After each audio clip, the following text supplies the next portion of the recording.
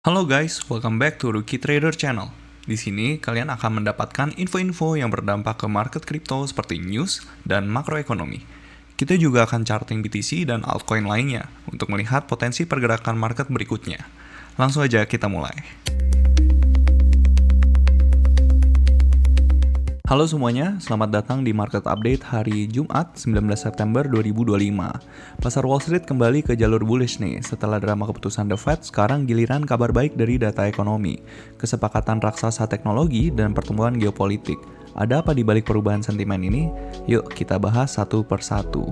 Nah, untuk berita pertama, setelah respon datar kemarin, pasar kini kembali terbang. S&P 500 dan Nasdaq melonjak naik dengan saham-saham teknologi kembali menjadi primadona.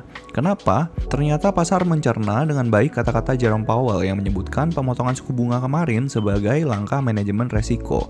Ini meyakinkan investor bahwa The Fed akan proaktif mendukung ekonomi. Sentimen positif ini juga diperkuat oleh data pekerjaan yang mengejutkan. Klaim tunjangan pengangguran turun drastis, menunjukkan pasar kerja US masih kokoh dan tidak banyak PHK. Lalu kita lanjut ke berita yang kedua. Ada berita besar nih dari sektor teknologi. Nvidia menginvestasikan 5 miliar US dollar ke Intel. Kedua raksasa pembuat chip ini akan bekerja sama mengembangkan data center dan chip PC. Reaksi pasar sangat luar biasa nih. Saham Intel melonjak lebih dari 30%, mencatat hari terbaiknya sejak tahun 1973. Sementara saham Nvidia juga ikut naik. Ini menunjukkan bahwa inovasi dan kolaborasi bisa menjadi katalis yang sangat kuat. Terus kita lanjut ke berita yang ketiga. Di tengah semua ini, Trump sedang sibuk nih dengan manuver geopolitiknya. Pertama, ia akan menelepon Presiden Xi Jinping untuk menyelesaikan kesepakatan dagang dan TikTok. Trump terdengar sangat optimis dan bahkan mengisyaratkan akan ada biaya yang didapat US dari kesepakatan TikTok ini. Lalu, Trump dan Perdana Menteri Inggris, Starmer, baru saja menandatangani kesepakatan kemakmuran teknologi. Ini menunjukkan US sedang aktif memperkuat aliansi untuk mengimbangi China nih. Jadi kemarin pasar kembali optimis ya, didorong oleh perpaduan sinyal politik dari The Fed, kabar besar dari Intel Nvidia, dan proses di bidang geopolitiknya. Semua ini memberikan dorongan bahan bakar baru buat market. Pertanyaannya sekarang, akankah sinyal positif ini bisa mendorong pasar untuk tetap bullish nih? Kita lihat aja nanti di price actionnya. Terus kita lanjut ke economic calendar. Nah, untuk economic calendar kemarin, hari Kamis jam 7.30 malam, itu ada initial jobless claims dan continuing jobless claims nih. Dan ternyata kedua data ini menunjukkan adanya penurunan nih. Jadi bisa dibilang untuk data ketenaga kerjaan US mingguan ini itu bisa dibilang bagus ya. Jadi bagus untuk US dollar, tapi sebenarnya nggak bagus untuk aset berisiko. Tapi kok malah naik? Nah, seperti yang gue bilang kemarin, jadi The Fed itu masih melihat data ketenaga kerjaan ini. Kalau misalnya terlalu parah, itu bisa menuju ke yang namanya stagflasi. Nah, sedangkan data ketenaga kerjaan ternyata di minggu ini itu bisa dibilang bagus. Jadi ketakutan pasar soal stagflasi atau resesi itu mulai berkurang. Sedangkan proyeksi The Fed untuk pemangkasan suku bunga itu masih ada 2 kali lagi tahun ini. Nanti kita lihat dari Fed Watch Tool-nya. So, untuk hari ini jam 3.30 subuh tadi ada Fed's balance sheet nih.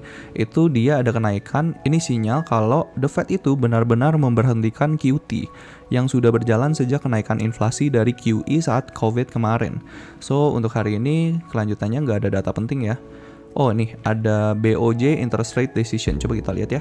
Kalau misalnya interest rate-nya itu naik, itu bisa menimbulkan kepanikan di pasar ya, karena bisa terjadi Japanese carry trade lagi nih. Jadi nanti kita tunggu aja untuk data ini. Harusnya sih nggak ada kenaikan ya, karena itu BOJ ada kasih statement kalau dia itu akan naikin suku bunganya itu tahun depan. Tapi kita juga perlu waspada untuk interest rate decision-nya dari BOJ ya. Seperti itu untuk data-data hari ini. Kita lanjut ke Fed Watch Tool.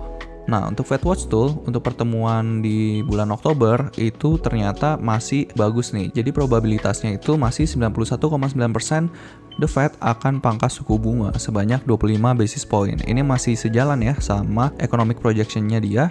Terus kalau probabilitas di bulan Desembernya itu juga naik juga nih. Jadi 83,9%. So, kita tunggu aja. Semoga ini benar-benar kejadian dan bisa membuat market tetap bullish di Q4 2025. Seperti itu untuk Fed Watch Tool ya. Kita lanjut ke ETF flow. Nah, ternyata kemarin itu ada penjualan nih, ada outflow sebesar 51,3 juta dolar.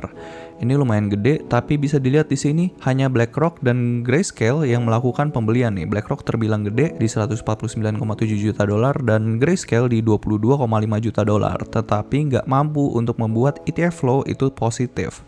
Dan di tanggal 18 September kemarin, di hari Kamis, ternyata mencatatkan inflow nih sebesar 163 juta dolar, ini masih excluding BlackRock. So, kita tunggu aja untuk datanya BlackRock. Untuk data ini bisa dibilang bagus banget ya. Kalau misalnya kita lihat dari inflow BlackRock kemarin, itu inflow-nya tetap gede terus nih. Jadi mungkin nanti kalau misalnya datanya inflow lagi, bisa membuat ETF flow itu bisa inflow lebih besar lagi. Terus coba kita lihat dari ETF flow-nya Ethereum. Nah, untuk Ethereum ternyata kurang lebih sama ya, tapi bedanya Ethereum itu outflow-nya kecil banget nih kemarin, tanggal 17 September. Lalu dibalas sama inflow yang lumayan gede banget nih. Di tanggal 18 September itu inflow-nya 213,1 juta dolar, ini excluding BlackRock. Kalau misalnya BlackRock inflow juga, itu bisa membuat ETF flow ini bisa kembali naik lagi. Dan sentimen-sentimen penjualan yang ini itu bisa berkurang banget karena dari kemarin itu udah inflow dan outflow-nya itu terbilang sangat kecil ya.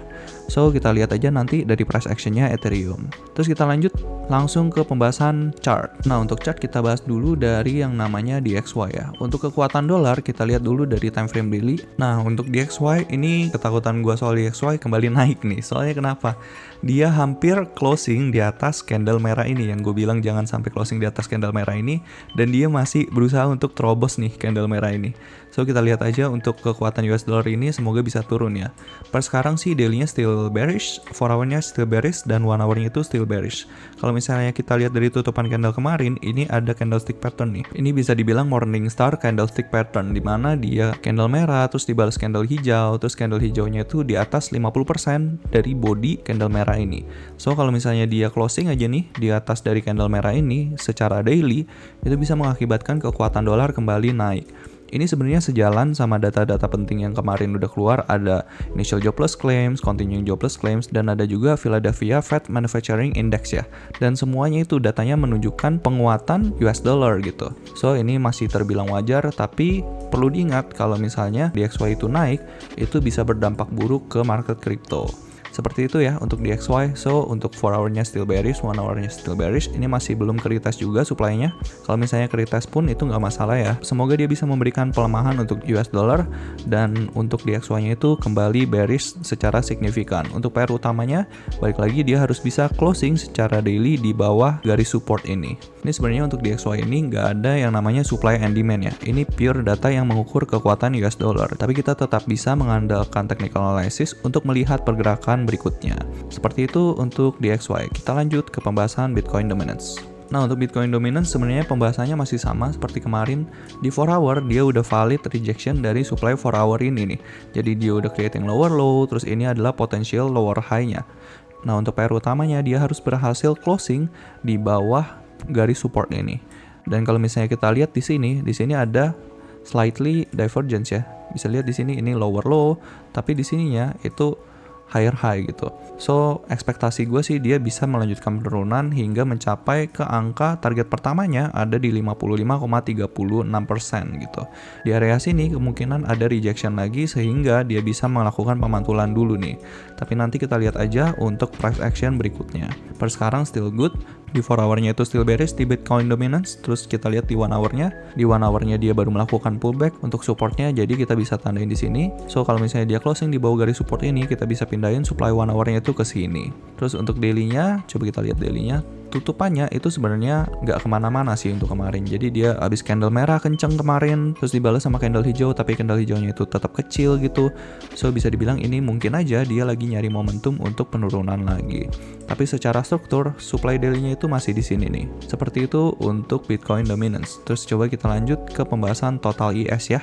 Nah, untuk market cap crypto secara keseluruhan, excluding stablecoins pastinya, ini dia itu baru aja melakukan breakout structure nih di 4 hour-nya. Coba kita lihat ya di 4 hour. Nah, as you can see di sini 4 hour-nya udah breakout structure. Terus habis itu kita bisa pindahin nih demand-nya di sini. Kalau misalnya di sini, ini sebenarnya bisa dihitung sebagai pullback, tapi bisa juga enggak. Nah, karena ini lumayan tipis, jadi gua tetap taruh demand 4 hour-nya itu masih di sini. So, untuk 4 hour dia udah breakout structure di sini. Ini breakout structure-nya, dan untuk demand-nya ini ada di sini. So, untuk 1 hour-nya juga dia udah breakout structure ya. Bisa dilihat di sini dia ada pullback kecil, terus dia creating higher high. kemungkinan ini adalah struktur barunya. So untuk demand 1 hour-nya itu di sini, dan sekarang harga lagi berusaha untuk mantul dari demand 1 hour ini. Seperti itu untuk total IS. Coba kita lihat daily-nya. Nah, untuk daily-nya itu dia still good ya. Dia itu masih dalam range trading daily ini. Bisa lihat di sini, ini adalah range trading kita. Dan gue udah gambarin kotak putih juga di sini. So, untuk PR utamanya daily itu sebenarnya dia harus bisa closing di atas resisten ini. Kalau misalnya dia udah closing di atas resisten ini, itu baru kita bisa consider dia udah melakukan break of structure nih. So, dia harus bisa claim resisten ini dan kemungkinan dia bisa mencapai ke target berikutnya. Target berikutnya di mana? Coba kita lihat. Untuk target berikutnya itu bisa sampai ke 4 triliun US dollar. Kalau misalnya dia udah mencapai ke sini, mungkin aja ada rejection dulu dan kita bisa melihat pergerakannya nanti di lower time frame-nya. Per sekarang still good ya, momentumnya masih bagus dan demand weekly-nya itu masih di sini nih. Kalau misalnya kita lihat di sini, dia strukturnya masih bagus di higher time frame-nya, dia creating higher high, higher low, higher high, higher low, dan dia lagi ada di higher high nih. Dan kalau misalnya dari sini sih dia belum ada tanda-tanda pullback ya, dia masih kenceng menuju ke atas. So still good, masih bisa dipertahankan untuk struktur kripto secara keseluruhan. Ini including BTC dan Ethereum ya. Coba kita lihat ke total 3 IS nih, excluding BTC dan Ethereum dan stablecoins pastinya. Nah untuk total 3 IS, ini ada indikasi yang bagus ya, kemarin di daily-nya dia udah berhasil untuk break of structure nih dari sini. Ini kan tadinya range trading untuk daily kita nih, dan PR-nya dia udah ketembus nih dari resisten ini. So untuk daily-nya kita udah bisa pindahin demand-nya menjadi di sini. So ini range trading-nya udah nggak perlu kita lihat, dan kita juga nggak perlu lihat range trading ini. So per sekarang, daily-nya itu bullish ya, bagus banget. PR utamanya dia harus bisa nyampe ke resisten ini nih. Resisten ini kebetulan adalah all time high dari cycle sebelumnya nih. So ekspektasinya total 3 IS bisa aja untuk mencapai all time high ini dan membentuk higher high lagi nih. Karena didukung juga ya sama Bitcoin dominance yang kembali turun gitu. So untuk PR utamanya dia harus claim resisten ini, claim resisten all time high ini, dan dia bisa aja mencapai ke 1,16 sampai 1,24 untuk membuat higher high dari sini. So untuk momentumnya di daily itu still bagus. Dia udah break of structure, dan coba kita lihat ke lower time frame-nya. Nah, untuk lower time frame-nya ini ada kondisi yang lumayan bagus nih. Bisa lihat di sini, ini ada resistance, terus ternyata dia beneran become support gitu. Ini gue udah tandain RBS dan dia mantul dari situ. So ini kita bisa tandain sebagai SNR. Per sekarang 4 hour-nya itu still bullish. Dia udah melakukan pullback dan PR-nya dia harus bisa claim resisten ini. Kalau misalnya dia udah take out resisten ini, baru kita bisa pindahin demand 4 hour-nya itu ke sini. So untuk 4 hour-nya itu still bullish. Terus coba kita lihat ke 1 hour-nya nih. Nah untuk 1 hour-nya dia kurang lebih sama ya sama total IS. Jadi demand 1 hour-nya itu udah di sini dan baru aja ke retest. Dan per sekarang dia lagi berusaha untuk bisa nge-take out resisten ini nih. Ini untuk resisten untuk 1 hour karena dia udah melakukan pullback, jadi PR utamanya dia harus bisa take out resisten ini untuk menjaga momentum bullish-nya nih. Kalau misalnya dia ada breakdown dari sini, baru kita bisa consider bahwa untuk 1 hour di total 3 ES itu udah menjadi bearish. Per sekarang masih bagus ya, ini masih ekspektasinya dia masih melakukan kenaikan lagi nih. Seperti itu untuk 1 hour-nya, so still good ya. Semoga cryptocurrency yang kalian pegang itu juga naik terus nih. Karena total 3 IS-nya juga naik terus. Kalau misalnya nggak naik gimana bang? Berarti cryptocurrency yang kalian pegang itu nggak menunjukkan penguatan nih. So kalau misalnya cryptocurrency yang kalian pegang nggak menunjukkan kekuatan yang sama dengan total 3 IS, itu perlu dipertanyakan ya. Jadi kalian perlu hati-hati dalam memilih cryptocurrency yang kalian invest gitu. Untuk ditradingkan nanti kita lihat di cryptocurrency lain ya, di altcoins pastinya.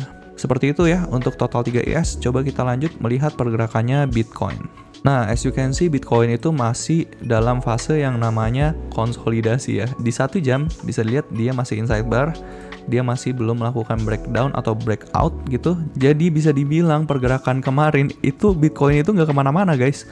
Dari jam 10 pagi sampai sekarang jam 10 pagi, ini gue record jam 10 pagi, itu pergerakannya masih di dalam satu candle yang sama nih.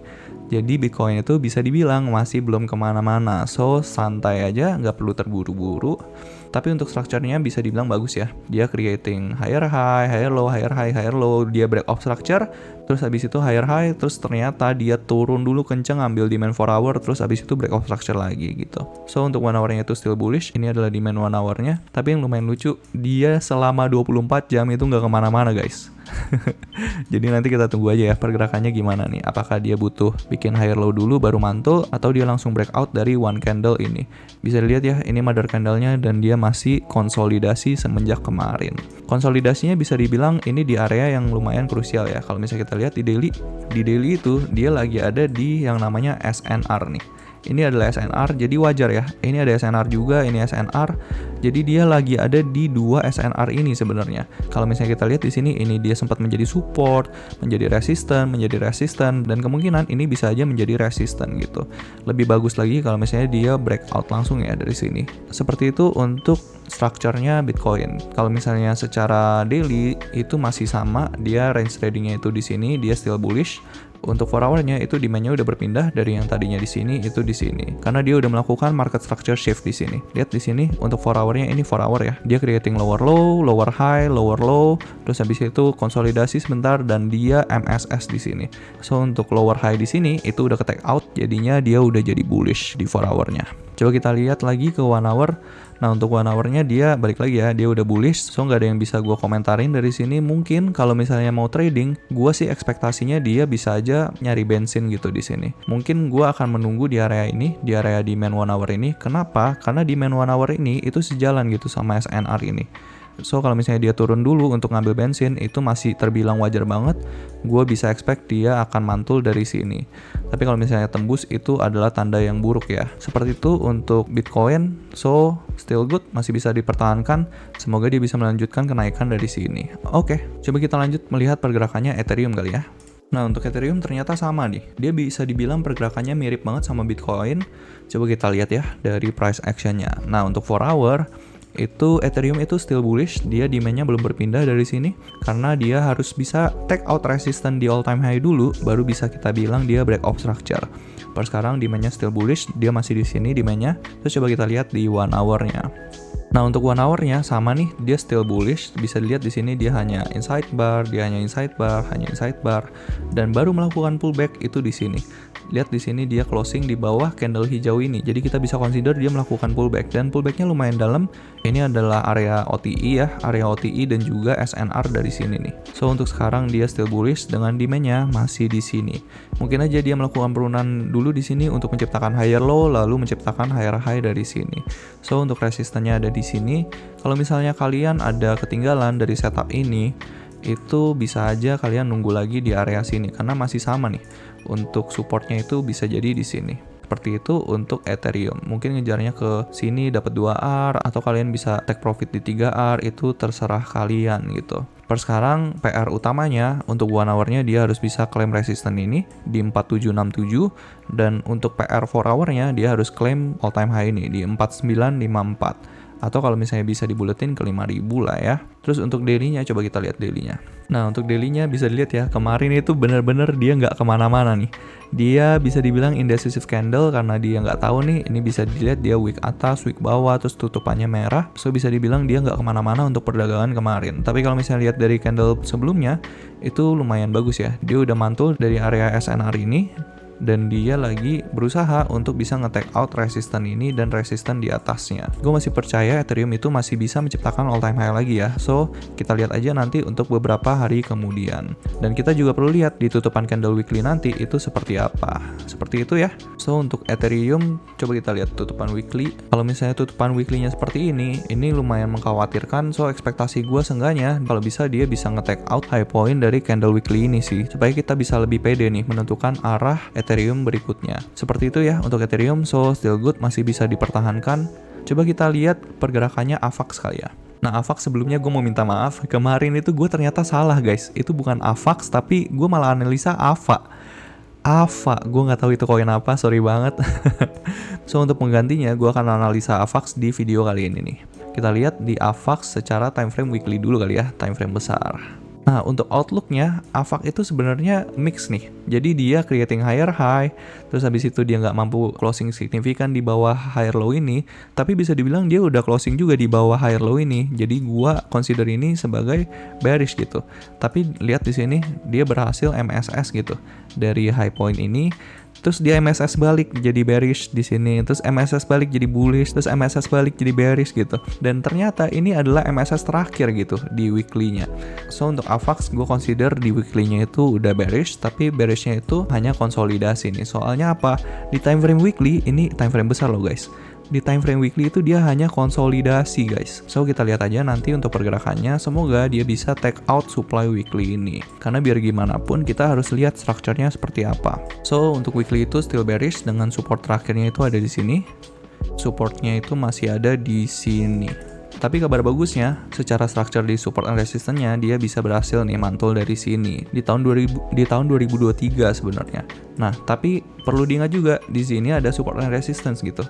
Dan dari kemarin, dari tahun 2024 Maret, terus habis itu Desember, itu semuanya itu AVAX itu belum mampu untuk menembus SNR ini gitu. So be careful untuk AVAX, kalau misalnya dia mencapai ke SNR ini bisa jadi ada tekanan jual lagi nih di AVAX. Kayak gitu ya untuk AVAX, so be careful. Coba kita lihat ke daily-nya. Nah, untuk daily-nya ini ada kabar bagus ya dari AVAX. Jadi sebelumnya dia itu supply daily-nya itu di sini. Dia terakhir melakukan pullback itu di sini nih, AVAX. Terus dia creating lower low, terus dia konsolidasi di range trading itu. Dan baru tanggal 10 September kemarin dia udah breakout nih dari supply daily ini, sehingga mengakibatkan daily-nya itu menjadi bullish. Karena dia udah bullish, dia itu demand daily-nya itu ada di sini. Per sekarang dia lagi kencang naik ke atas, bisa dilihat momentumnya itu masih bagus dan di daily-nya itu belum melakukan pullback sama sekali nih. So bisa kita consider demand daily-nya itu masih di sini. Lalu coba kita lihat ke 4 hour-nya. Nah, untuk 4 hour-nya dia juga bullish banget, dia udah melakukan breakout structure di sini dan demand 4 hour-nya itu di sini. Kalau di sini gue belum bisa melihat ada setup ya. Coba kita lihat di 1 hour-nya. Nah, untuk 1 hour-nya sama, ini ada setup sebenarnya di sini, tapi gua nggak mau ambil ya, karena ini high risk, dia udah mantul kencang. Kemungkinan kalau misalnya dia mau ngambil bensin, bisa aja dia mencapai ke area ini dulu nih. Ini adalah area yang mungkin akan gua pantau. Kalau misalnya dia ada reversal di sini, mungkin aja gua akan ambil long gitu. Terus sekarang still good pergerakannya AVAX, dia lagi creating higher high terus nih. Kemungkinan dia akan mencapai ke SNR krusial ini. Ini adalah SNR krusial yang menjadi penahan dari Maret, terus November kemarin. Terus mungkin aja dia bisa mencapai ke SNR ini lagi. Seperti itu ya. So kalau misalnya mencapai ke area ini, consider untuk take profit kalau misalnya kalian punya barang gitu ya. Oke, seperti itu untuk AVAX. Coba kita lanjut ke Ondo. Ini ada kabar bagus lagi nih di Ondo. Kita bahas dulu dari weekly-nya ya. Nah, untuk weekly-nya dia still bullish. Ini adalah demand weekly kemarin dan dia berhasil mantul dari demand weekly ini. Lalu coba kita lihat di sini ada SNR ya, dan dia lagi berusaha untuk clear SNR ini. Kalau SNR ini udah ke breakout, kemungkinan dia bisa mencapai ke SNR di atasnya nih. So, untuk weekly-nya still good.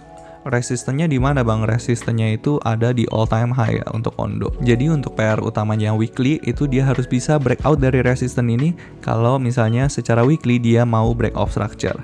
Tapi ini lumayan jauh ya, dari sini itu naiknya 100%. Karena ini lumayan jauh, gua nggak mau terlalu kasih hopium, tapi bisa aja Ondo bisa mencapai ke harga $2 lagi nih. Per sekarang dia lagi ada di SNR ini, mungkin aja dia ada rejection dari sini. Coba kita lihat ke time frame yang lebih kecilnya. Nah, untuk secara daily bisa lihat di sini dia baru breakout dari trendline ini nih. Dan dia baru aja mantul dari sini, kemungkinan ini adalah retestnya gitu. Per sekarang dia udah breakout dari channeling ini bisa dibilang adalah symmetrical triangle ya. Untuk PR utamanya dia harus bisa breakout dari resistance ini, minim-minim dia harus breakout lah dari SNR ini. Kalau misalnya Ondo mau melanjutkan kenaikan. Per sekarang bisa dilihat nih, dia kalau misalnya dari sini kita bisa lihat ya, dia habis ke reject dari SNR ini dan dia masih berusaha untuk bisa nge-clear SNR ini dan resistance ini gitu. So untuk daily-nya still bullish dengan range trading-nya yang ini. Ini range tradingnya masih di sini ya. Jadi kalau misalnya dia mau breakout structure, dia harus bisa clear resistance ini dulu. Kayak gitu untuk Ondo di time frame daily-nya. Coba kita lihat di 4 hour-nya. Nah, untuk 4 hour-nya itu dia still bullish ya. 4 hour-nya itu demand-nya masih di sini dan range trading-nya tuh sebesar ini guys. Ini range trading untuk Ondo nih. Jadi dia masih ada di dalam range trading 4 hour-nya nih. Untuk 4 hour-nya dia sebenarnya udah melakukan pullback. Jadi bisa dibilang untuk PR 4 hour-nya itu harus clear out resistance ini nih. Seperti itu untuk Ondo. Coba kita lihat di 1 hour-nya ya. Nah, untuk 1 hour-nya ternyata dia habis mantul nih di demand 1 hour-nya. Bisa lihat di sini Di 1 hour-nya dia pullback, terus creating a higher high, dan dia abis mantul di demand 1 hour-nya. Kemungkinan dia lagi berusaha untuk bisa creating higher high lagi, tapi lagi ketahan di SNR ini nih. So jangan buru-buru ya, kita lihat aja nanti untuk price action-nya ke depannya. So still good untuk Ondo, congratulations kalau misalnya kalian punya barang bisa dipertahankan nih. Seperti itu ya untuk Ondo. So that's gonna be the update. Thank you very much for the support untuk YouTube channel ini. Kalau kalian merasa terbantu dengan video ini, let me know di kolom komentar ya. Saya akan dengan senang hati terus membagikan informasi ke teman-teman sekalian. God bless to you all and see you in the next update. Cheers, bye-bye. Dan kalau kalian memiliki request untuk charting altcoin tertentu atau punya pertanyaan seputar kripto dan market, kalian bisa langsung request di kolom komentar. Thank you sudah menonton video ini sampai akhir. Kalau kalian merasa video ini bermanfaat, kalian bisa like, nyalakan notifikasi, dan pastinya subscribe ke channel ini. See you guys in the next video.